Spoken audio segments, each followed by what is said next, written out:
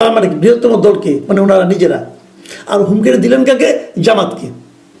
একসময় তো প্রেম ছিল রে ভাই, এখন জামাত আর বিএনপিতে লেগে গেল কেন? কারণ এই যে জুলাই সনদ এবং তার বাস্তবায়ন প্রক্রিয়া নিয়ে বিএনপি যে অবস্থানে, জামাত তার বিপরীত অবস্থানে। জামাত বলছে এইভাবেই হবে, জামাত বলছে যে এই নভেম্বরের মধ্যে গণভোট হতে হবে, বিএনপি বলছে গণভোট হবে নির্বাচনের দিন, এত আগে না। আসসালামু আলাইকুম প্রিয় দর্শক, আপনারা জানেন যে বিভিন্ন সময় মুভিতে দেখেছেন যে ত্রিভুজ প্রেমের কাহিনী। ত্রিভুজ প্রেম কিন্তু ম্যাক্সিমাম ক্ষেত্রেই দেখা যাচ্ছে, মুভিতে বিশেষ করে দেখবেন আপনি, এর অন্তিম পরিণতি কিন্তু ট্র্যাজেডি। ট্র্যাজেডি মানে এর কোনো আসলে সাফল্যের কোনো ইতিহাস সম্ভব না। আসলে ত্রিভুজ প্রেম তো তিনজনের মধ্যে কীভাবে আপনি একটা সফল সমাপ্তি ঘটাবেন। তো আমাদের রাজনীতিতেও আমরা বিগত আওয়ামী লীগ সরকারের পতনের পর, মানে গত বছরের অগাস্টে আমরা একটা ত্রিভুজ প্রেম দেখেছিলাম। সেই ত্রিভুজ প্রেমটা কী ছিল? বিএনপি, অন্তর্বর্তীকালীন সরকার এবং জামাত, এই তিনজনের একটা ত্রিভুজ প্রেম। তিনজনে মিলে দেশে একটা সংস্কার করবেন, দেশ থেকে স্বৈরাচার হটানোর জন্য অথবা ফ্যাসিবাদ মুক্ত করার জন্য সংস্কার করবেন, যাতে নাকি আগামীতে কেউ ফ্যাসিবাদী না হয়ে উঠতে পারে, সেই প্রচেষ্টায় লেগেছেন। এটা ভালো প্রস্তাব ছিল, আমি নিজেও চেয়েছিলাম যে এমন একটা কিছু হোক যাতে নাকি ফ্যাসিবাদের আবার পুনরুত্থান না হতে পারে। এবং সেটা করতে গিয়ে তারা যেটা করেছেন যে এই ত্রিভুজ প্রেমের পরিণতিতে আওয়ামী লীগের কার্যক্রমকে নিষিদ্ধ করা হয়েছে। তো এখন তো মধুরেণ সমাপায়াত যেটা বলা হয় আর কি, যে একটা মানে খুবই মধুর মিলন ঘটবে, কিন্তু সেটা ঘটেনি। রাজনীতির কবলে পড়ে এই ত্রিভুজ প্রেম এখন ত্রিমুখী সংঘাতের রূপ নিয়েছে।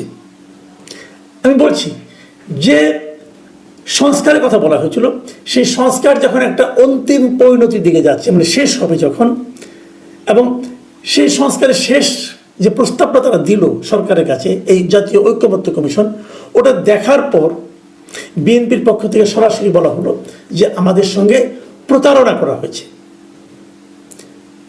তো প্রতারণা হলো কেন? দুদিন আগে তো আপনারা সিগনেচার করে আসলেন, তো প্রতারণা কেন? এবং বিএনপির বক্তব্য হলো আমরা যা সিগনেচার করেছি এখন এই প্রস্তাবে আমরা তা পাচ্ছি না। আমরা যেভাবে সিগনেচার করেছি প্রস্তাবে সেটা নাই, উল্লেখ নাই। মানে এটা হলো অনেকটা এরকম আর কি, যে ওই বিয়ের অনুষ্ঠান দেখেন না, আলোচনা হয় কাবিন কত টাকা হবে, কি কি গহনা দেবে, কি কি করবে না, দেওয়া নেওয়ার একটা হিসাব হয়।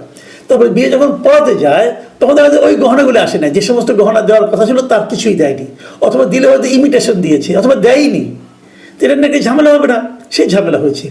আরও বড় ঝামেলা হলো, বলা হয়েছিল কাবিন হবে মনে করেন 20 লাখ টাকা, কারণ কাবিন হয়ে গেছে 2 লাখ টাকা। এটা তো একটা ঝামেলা, মেয়ের পক্ষ তো আপত্তি করবেই। এখন বিষয়গুলো এই ধরনের যে যা তারা অঙ্গীকার করেছে, অঙ্গীকারনামা যে সিগনেচার করেছে তারা, তার সঙ্গে প্রস্তাব যখন সেটা জনগণের কাছে পাঠাবে গণভোটের জন্য, তার সঙ্গে মিলছে না। বিএনপি আপত্তি করেছে। আবার গণভোট যেটা করবে সেই গণভোটটা কবে হবে এটা নিয়েও বিএনপির সঙ্গে জামাতের বিরাট বিরোধ। মানে ভাবখানে এরকম যে জামাতের বলছে যে এই নভেম্বরেই করতে হবে, বিএনপি বলছে নির্বাচন যখন হবে তখন করতে হবে। এখন এটা না করে ওটা করলে পরে দেশ উচ্ছন্নে যাবে, অথবা ওটা না করে এটা করলে বিএনপি ভাবছে যে এটাও দেশে উচ্ছন্নে যাবে। দেশ হবেটা কি? এই যখন বিরোধ চলছে তখন সরকার গত মাসের 28 তারিখে তারা বললো যে না ভাই আমরা পারছি না, আপনারা ঠিক করেন। তা আপনারা নিজেরা 7 দিন বসে ঠিক করেন। 7 দিনে তারা ঠিক করবে, আজকে 6ষ্ঠ দিন চলছে, আগামীকালকে 7 দিন শেষ হবে। তারা কি করেছে? কিছু ঠিক করতে পেরেছে? একটা মিটিংও করতে পারে না নিজেদের মধ্যে। এবং এটাও খুব ভ্যালিড যে যে জিনিসটা 8 মাস ধরে মিটিং করে, প্রতিদিন মিটিং করে করে করে করে তারা সমাধান করতে পারেনি, সেই বিরোধ 7 দিনে কীভাবে সমাধান হবে? আবার আরেকটা প্রশ্ন আসছে যে এই বিরোধটা কি তৈরি করছে কে? এই বিরোধটা তৈরি করেছে ঐক্যমত্য কমিশন, এই আলী রিয়াজ সাহেব, মনির হায়দার, এরাই বিরোধী একটা পাকে গোলমাল পাকে, আর দুজনই কিন্তু যুক্তরাষ্ট্রে উড়াল দিয়ে চলে গেছে। এদের কোনো দায় দায়িত্ব নাই। এখন তোমরা ভুগো, কি করবা? এখন এটা নিয়ে চলছে, এখানে টানা হচ্ছে। ওনারা তো ওখানে আমেরিকায় মোটামুটি আরামে আছেন, এখন ট্রাম্পের রাজত্বে আছেন, ভালোই আছেন। তো ওরা তো ওই দেশে নাগরিক ভাই, ওদেরকে আনছিলেন কেন আপনি? ঠিক আছে আনছেন, করছেন, কি করছেন না করছেন আল্লাহ জানে। ভাই শুরু থেকে কিন্তু আমি প্রতিবাদ করছিলাম যে এই সমস্ত লোককে, এই সমস্ত ভাড়াটে বুদ্ধিজীবীকে আনেন না, এই দেশে কি লোক নাই, তারা কি কেউ বুঝে না? ডক্টর ইউনূস মনে করেন যে বিদেশি না হলে বোধহয় দেশ চলবে না, কারণ সব বিদেশিদের নিয়ে ভাড়া করে নিয়ে আসেন, কেমনি কেমনি টাকা নিয়ে আসেন যে তোমাদেরকে দেশ উদ্ধার করতে হবে, নিয়ে আসেন। তারপরে তারা যে কি দেশ উদ্ধার করে এটা আল্লাহ জানেন আর ইউনূস সাহেব জানেন। যাক, সে আলোচনা করে আর ওনাকে আর কত বলবো, উনি তো এগুলো টুরেন না, শুনলে তো একটু লজ্জা টজ্জা পাইতেন, মনে হয় তাও পান না। যাও, ওনারাও চলে গেছেন। সরকার কি হুমকি দিয়েছে যে আপনারা যদি 7 দিনের মধ্যে করতে না পারেন তাহলে আমরা করব। ভাই, আমার প্রশ্ন হলো, যদি আপনারা করেন তাহলে সেটা জুলাই সনদ কীভাবে হবে? সেটা ঐক্যমত্যের সিদ্ধান্ত কিভাবে হবে? ঐক্যমত্য মতো লোক থাকতে হবে, ওটা তো হবে সরকারি একটা সিদ্ধান্ত। আর যদি সরকারি সিদ্ধান্ত দেয় তাহলে এতদিন ধরে নাটক করার কি দরকার ছিল? বিভিন্ন সংস্কার কমিশনের রিপোর্টগুলো এটা পলিটিক্যাল পার্টিগুলিকে দিয়ে দিতেন, তারা একটা টিক চিহ্ন দিয়ে দিত, আপনি মিলিয়ে বলতেন যে এগুলো এসব একমত হয়েছে, অথবা এগুলো হইলো, বাকিগুলো আপনারা পরে দেখেন, শেষ। এতদিন সময় নিলেন কেন? সময় নিয়েছেন এই কারণে, আসলে আপনারা সংস্কার চেয়েছেন কিনা জানি না, তবে সময় নিতে চেয়েছেন। যতদিন সময় নেওয়া যায় ততদিন ক্ষমতায় থাকা যায়, যতদিন ক্ষমতায় থাকা যায় ততদিন ঘি পাওয়া যায়, আঙুল বাঁকাও করতে হয় না, ঘি অটোমেটিক চলে আসে, আরামই আরাম। এই তো মতলবটা ভাই, এই মতলবগুলো আমরা বুঝি। আমরা তো এই দেশে অনেক বছর ধরে আছি, এই দেশের মাটি মানুষ মোটামুটি তো চিনি রে ভাই, কে কিভাবে কি করে জানি না। দেখেন বিরোধটা কোথায় যেয়ে ঠেকছে সেটা একটু বলি। কালকে 7 তারিখ, কালকের আগে আজকে হলো শেষ দিন, কিন্তু আজকে আপনারা একটু দেখেন যে বিভিন্ন পলিটিক্যাল লিডাররা আজকে, বিশেষ করে এই বিরোধী যে দুইটা দল আছে, এরা কে কি বলেছে এটা একটু দেখেন, শুনেন, তাহলে বুঝতে পারবেন। আজকে একটা অনুষ্ঠানে বিএনপির আমির খসরু মাহমুদ চৌধুরী ছিলেন, আর জামাতের হামিদুর রহমান আজাদ যিনি আছেন ওনাদের সহকারী জেনারেল সেক্রেটারি জেনারেল, উনিও ছিলেন।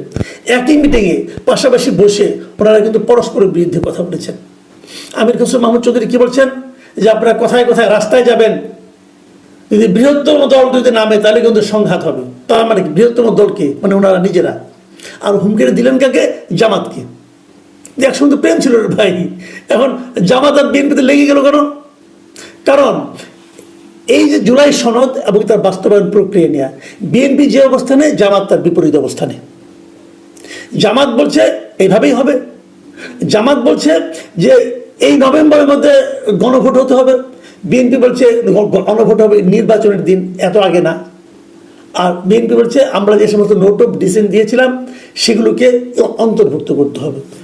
এটা হলো একটা বেসিক। আরও 5 দফা আছে জামাতের সব মিলে 5 দফা, এবং 5 দফা দাবিতে তারা তো আন্দোলন মাঠে নামছে, এবং 8টা দলকে তারা সঙ্গে পাইছে, মানে তারা সহ 8টা।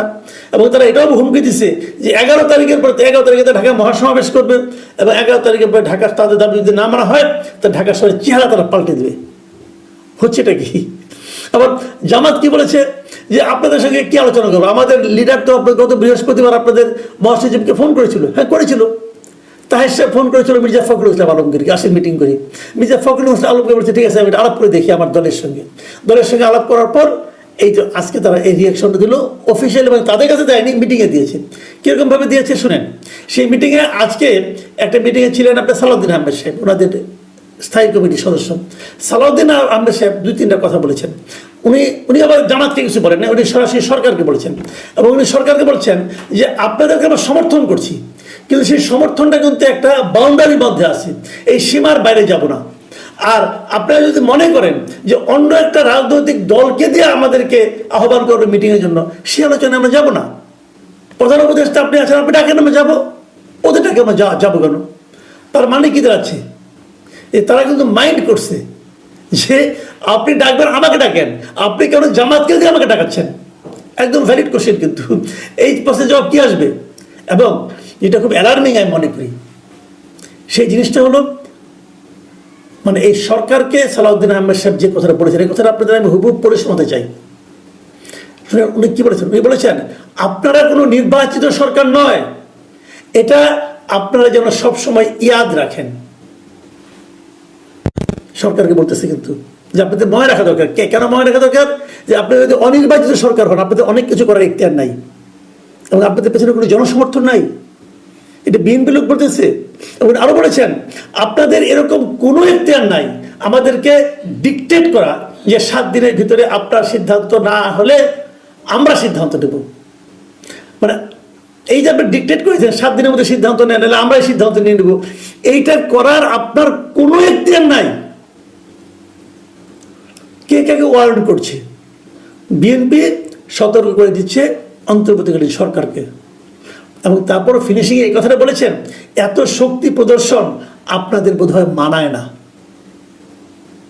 দেখুন, অনেকদিন আগে আমি একটা কথা বলেছিলাম যে এই সরকারের সবচেয়ে বড় স্ট্রেংথ হচ্ছে বিএনপি, কিন্তু আনফর্চুনেটলি এটা সরকারও বোঝে না, বিএনপিও বোঝে না। এটা ছিল আমার অভিমত। এখন মনে হচ্ছে বিএনপি স্বাবলম্বিত্ব প্রাপ্ত হচ্ছে। এখন বিএনপি বুঝতে পেরেছে, অথবা বলতে শুরু করেছে, হয়তো আগেও বুঝতো, বলতে শুরু করেছে যে তারাই হলো সরকারের সবচেয়ে বড় স্ট্রেংথ, এবং এই জন্য তারা সেই স্ট্রেংথটাকে প্রত্যাহারের হুমকি হয়তো দিচ্ছে না, কিন্তু সরকারকে মনে করিয়ে দিচ্ছে যে এত শক্তি প্রদর্শন আপনাদের মানায় না। তাহলে দাঁড়ালোটা কি? রাজনীতির খপ্পরে পড়ে বিএনপি, জামাত, অন্তর্বর্তীকালীন সরকার, এই যে ত্রিভুজ প্রেম, এটা বোধহয় ত্রিমুখী সংঘর্ষে পরিণত হচ্ছে। আমরা জানি না এই প্রেম আবার রিস্টোর করা যাবে কিনা, যদি যায় তাহলে কি হবে আমরা এটাও জানি না। যদি এই সংঘাত চলতে থাকে তাহলে সংস্কারের বা ভবিষ্যৎ কি, নির্বাচনের বা ভবিষ্যৎ কি, সবচেয়ে বড় কথা আমাদের দেশের গণতন্ত্রের বা ভবিষ্যৎ কি? প্রিয় দর্শক, আপনারা ভাবুন।